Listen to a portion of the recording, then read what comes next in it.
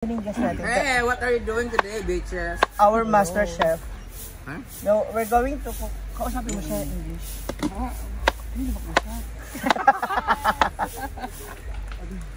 We are cooking. Ikaw, te, pag nagluto ka ng ulam, sa tingin mo, ano yung ano yung ulam na kapag niluto mo, sigurado ka na mauubos? Yung nakita si Nel? Ilahan. Madam.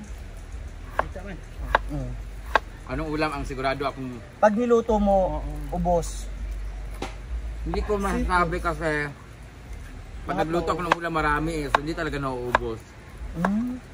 Feeling lahat naman tayo adobo kasi pag nagluto ng adobo hindi lang naman ako. Pag nagluto ng adobo talagang ubos lagi ang request, kagaya niyan si Jigjag nag-chat sa akin.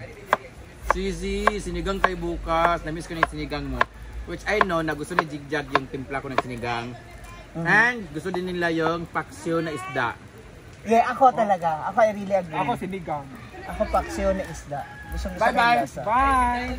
Di pa man Pasko, hindi ako maghatag. Bye-bye Pasko. Ay, magkaman ito kuhan. Tag 5 kilo nga bugas, tindahan. Wow! Wow! Tag 5 kilo nga bugas, tindahan. Ay, nakas, bugas ra, oy. Huwag mong gugukas.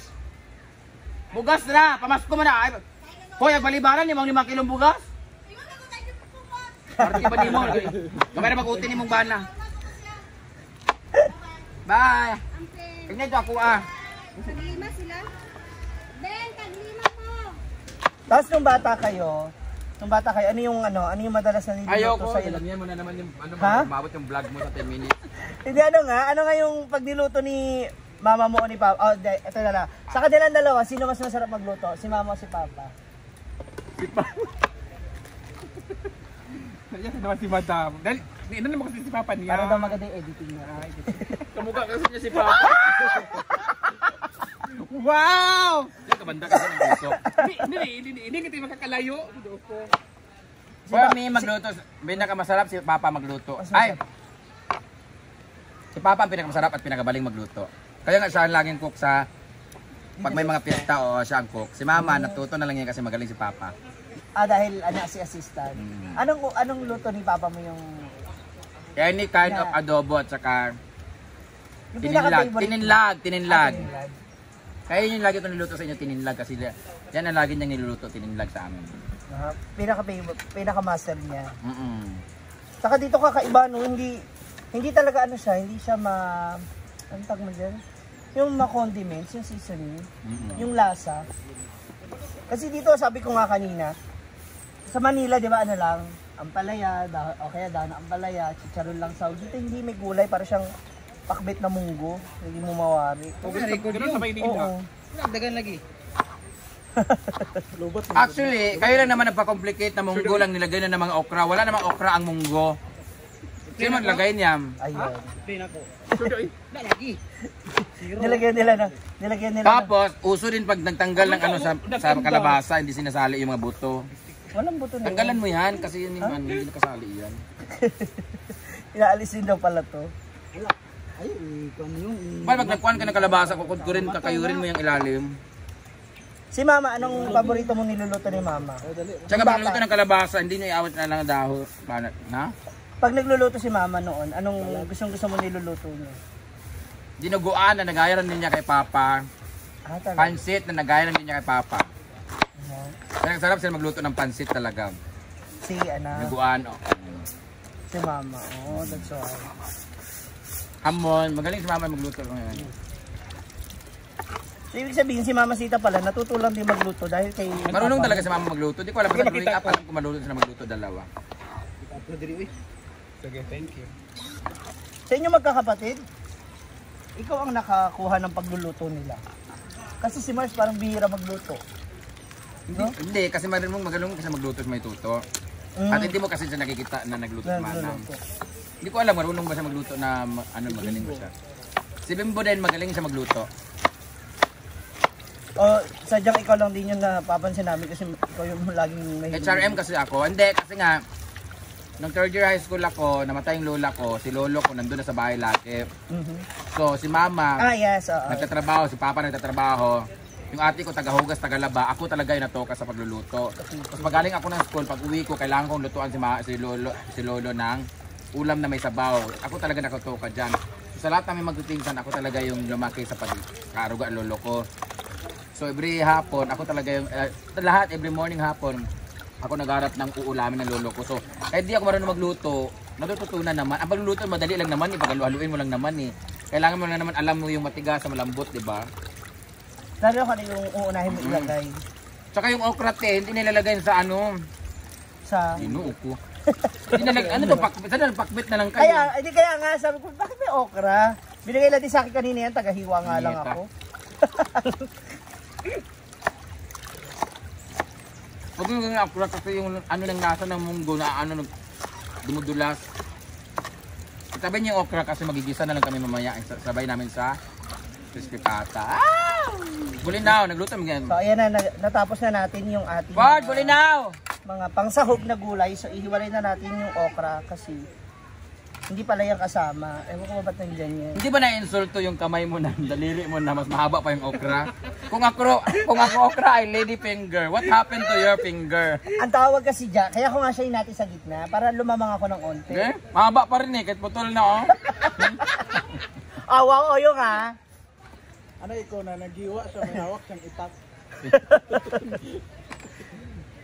Okay, so tapos na tayo. I-ready naman natin yung kabilang ano kasi ipiprito mo na yung fish.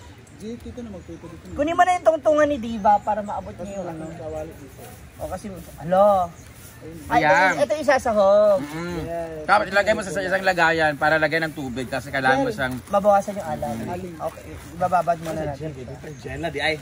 Jella mo siya.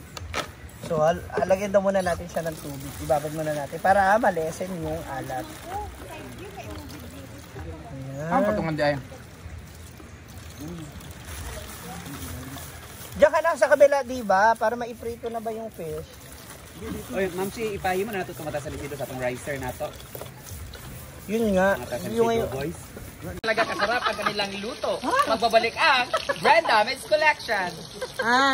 Naman. Ano, magkada Panginoon, ano, magkada.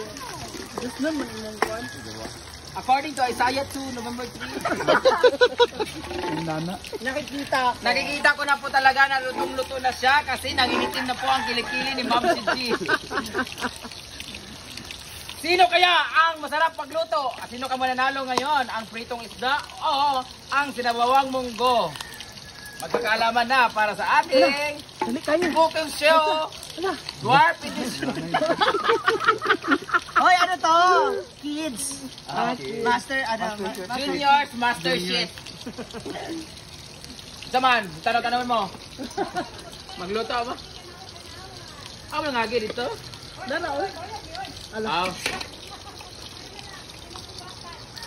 Eto na nga, hindi siya tao, kundi tae. Ay, butang idam. Ayaw ba? Lagyan mo pa ng ano, Ma'am si G, tubig. Ayaw, butang idam. Ayaw ba? Ayaw, lugi. Masarap kaya to? Dagdagan mo pa ng sabaw ba? Ilagay mo na yung gulay, punyeta, malata yung munggo. Dagdagan mo pa kasi sabaw yan eh, marami pa. Ilagay mo na yung gulay. Para pagkulo, luto na lahat kasi lata na yung munggo eh. Ayan, hindi kayang saluin ang kanyang mga daliri. Ikakagalit ba ng daliri niya kung mahaba pa yung okra? Gamay na ito. Hala, wala nagkuwag malunggay, wala something. Hala. Di po? May cabbage! Pasag malunggay at paste. Actually, pwede naman yung malunggay later pagtapos. Hindi, kulang-kulang. Pati kamatis, wala. Umaya na yung cabbage, timplahan mo muna. Gulay naman ko nang giingon sa ako Kuan ba ya ang kamatis? Sayute, hindi nalunod. Fruit ba ya ang kuan, di ba? Fruit man ang kamatis, di ba? Sino kaya ang mananalo? Si Ate! Gago ka. Gagulo ka. Ang ganyan magpapasin. Huh? Dito lang naman. Wala lang. Eto na nga. Feeling ko, 0.2 lang yung labanan. Sino kayong mananalo? Yung isdang walang asin? O yung munggo na walang kamatis? Kulang siya ng ano, bagsak. Bagsak siya. Sabawan mo pa, dito mo na sabaw kasi mayroon pa playa tsaka ito eh. Gi-off mo to? In-off mo? Hindi. Wala. Ah, sa kamay niya dito? Oo. Baka nag-lowbat siya. Ay! Agpapasa! Ito kami lahat, guys. Anak na board. Ayan ako na board. Uban kay ilan yan, anaon na nila ha, matanggal. Pwede ba? Para kuan. Pwede ba matanggal? Ay, ito ba rin ako? Pwede ba matanggal uy? Pangkuan ba? Para kuan. Pa-viral.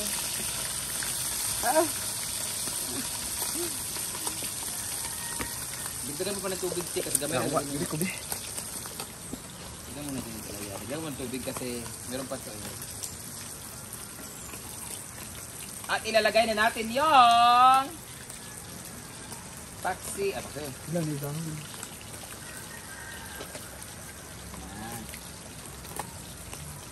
Feeling na ko kay makasave tagasol karong mga pila ka ba. Para itong trabaho. Dali na kayo. Kung yung down at pagkito ni. Ni, paminta mo siguro ito. Pagkitang na yan, apuro nga. Ano ka kuha mang food ko? Taas ako ako sila.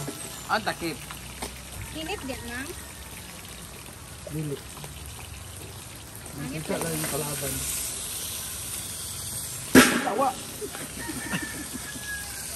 Pakuluin mo muna natin siya. Ilagay na natin ito. Tapos ito. Palaya. Ang itom-itom na. Nakalimot ko. Picture sa Kalimot ko. picture!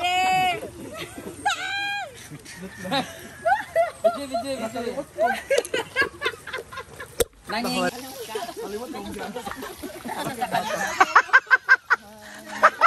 Kung dyan nangingitim ang mukha dito, nangingitim yung pili-pili.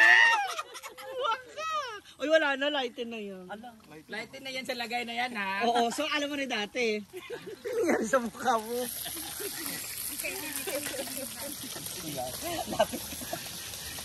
Uy! David! Saan naman ako? Saan naman ako? Bi, walon, magod ka. Ano nangyari sa mukha mo? Nakalimutan ko, ginanon ko. Meron pala. Target din sa men. Di ba talaga? David, pa-picture ba? Eto na nga, paluto na siya. Alami ka nisang kaging-kaging ba? Munang gitawag na kagubkob. Sila ka, ang nakaging man. Sabi niya, Sabi yan, yung munggot. sabi ni Oyo, Ma, ikaw na magluto. Mapong man ako ulit, kababalik ko lang. Ano naman, kadali lang naman yan. Hindi kaya kabalo. Hindi ka mapong, magluto ka ng ano, inunin nga tulingan, may hasang ka. Ngaw na! Ang sila bating dyan. Ano na?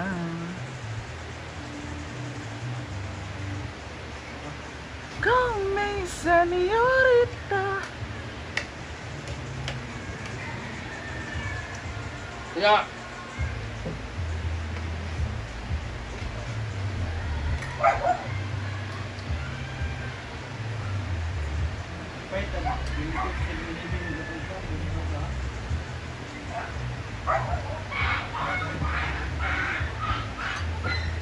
Grabe, ang sarap ng munggo ni Ma'am Chuji.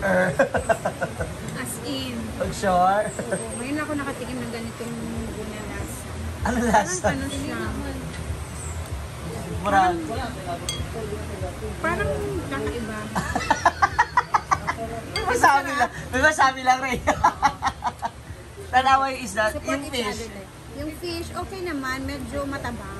toasted. Ako natabangan ka. Ako nga nalasahan ko na yung ano eh. matabang man na, wala lasa man na. Oo. Ang natin. Bang, Pero okay. gulay no, pahit lang malasahan ka na. Di man, okay naman. Di naman pait, no? Tabang siya, tabang po siya. So, meaning, Sakto lang. Pwede na kayong magdagdag ng Kulang sa asin. bitsin man, Huh? Pero, kome, kulang sa patis.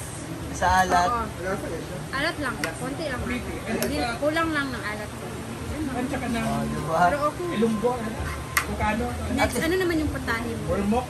Importante say ang. Tapos sila bali. Ano yung lugar?